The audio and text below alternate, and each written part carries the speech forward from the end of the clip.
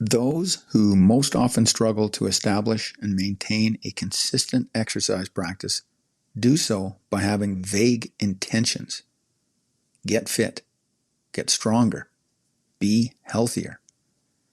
These are wishes that provide no definite direction. There's a general motivation there, but no clarifying detail. You can't build genuine discipline from a foundation of fog. This is where pinpointing comes in. Pinpointing, from the field of applied behavior analysis, is the practice of being specific about what you want to achieve and exactly what you need to do to achieve it.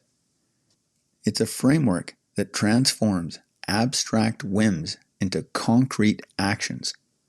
And in doing so, it becomes the primary tool for developing the capacity to act with laser-focused intention.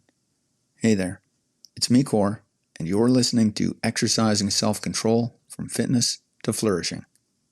When your goal is get fit, your mind has no tangible target.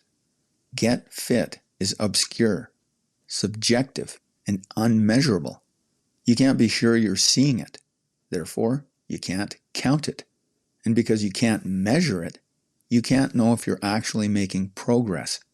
And if you don't know if you're making progress, you can't reinforce the behaviors that matter. Even worse, vagueness invites self-deception. On a day when you're tired, get fit becomes negotiable. You know that recovery is part of a fitness practice, so skipping a workout today seems like a viable option. The consistency needed for progress collapses because it was never clear what fit means in the first place. It was too fuzzy from the start to be of any use. You need to make your next step unmistakably clear.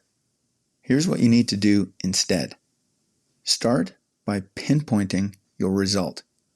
This is the observable, measurable outcome you want.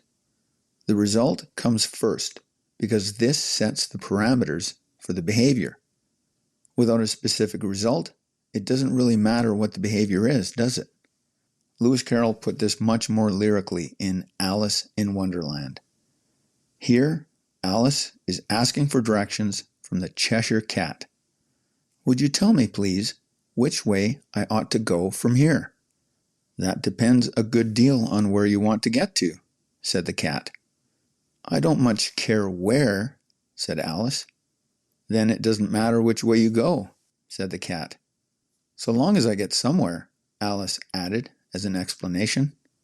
Oh, you're sure to do that, said the cat, if you only walk long enough. You don't just want to end up somewhere. You want to define where you're going so you can learn which way will get you there. Here's some examples. Not get stronger. Instead, perform 10 chin over bar pull-ups in a row. Or deadlift 100 kilograms for 10 reps. Not improve endurance. Instead, run 5 kilometers in under 30 minutes. Or complete 20 minutes of continuous rowing. Your results must be observable. It's something you can see happening, that is, behavior, physical action, or there's evidence it happened, that is, a result or outcome. It's best if it can be counted or timed. Take note here, these results are not beliefs, attitudes, or internal subjective experiences. The results must also be specific. No ambiguity. No interpretation needed. They need to be up to you. You must be able to choose to start, stop, or change the behavior. And they must be reliable. An outside observer can agree on the occurrence of the behavior. If you have any question about the clarity of your pinpointing, ask for the input of a trusted outside observer. If they can't agree on the observability of the result or behavior, keep working on it. The more clarity you can bring to your pinpointing, the more effective you can be with your actions. This clarity is where intentional action begins. You're no longer chasing a feeling or a concept. You're pursuing something real. This is the first half of the equation. Once your result is clear, identify the specific behaviors you imagine will produce it most efficiently and effectively. These are the actions you'll take. If your result is perform 10 chin over bar pull-ups in a row, your behaviors might be train pull-ups 3 times per week on Monday, Wednesday, and Friday. Complete 5 sets of maximum reps each session. Rest 2 minutes between sets, and track all relevant data in a workout journal after each session. Notice the difference. These are actions, not outcomes. They're things you do, not things that happen to you. And because they're specific and measurable, you can execute them with precision.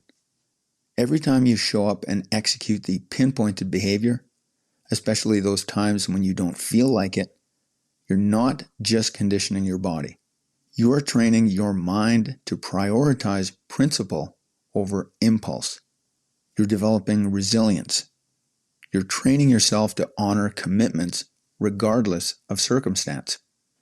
Exercise is the ideal laboratory for this practice because the feedback is immediate and undeniable.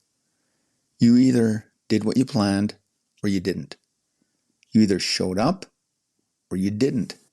And excellent exercise form and technique is unambiguous for the most part. If you look up barbell deadlift or get help from a certified trainer, aside from minor nuances, the exercise is a known quantity. There's no room for self-deception. But pinpointing works everywhere, in your work, your relationships, your creative pursuits. You can apply this approach anywhere you want to build your personal excellence. Replace any vagueness you find in your behavior change with specificity, and you'll have the foundation for determining what you actually need to do to achieve the results you want. Start with your exercise practice using this simple framework. Choose one primary result for the next 8 to 12 weeks. Make it specific and measurable following the guidelines. Then identify 3 to 5 core behaviors that directly produce that result. Execute those behaviors consistently. Track them in your workout journal. Adjust as necessary according to the feedback. This isn't complicated. Complexity is not good for your consistency. A simple, pinpointed practice done with precision over time builds more discipline than elaborate programs difficult to maintain for more than a few days. Keep it simple. Your body will change. More importantly, your mind will change. And you'll discover that the virtuous self-control you're building extends beyond the gym. That's it for today. Catch you next time.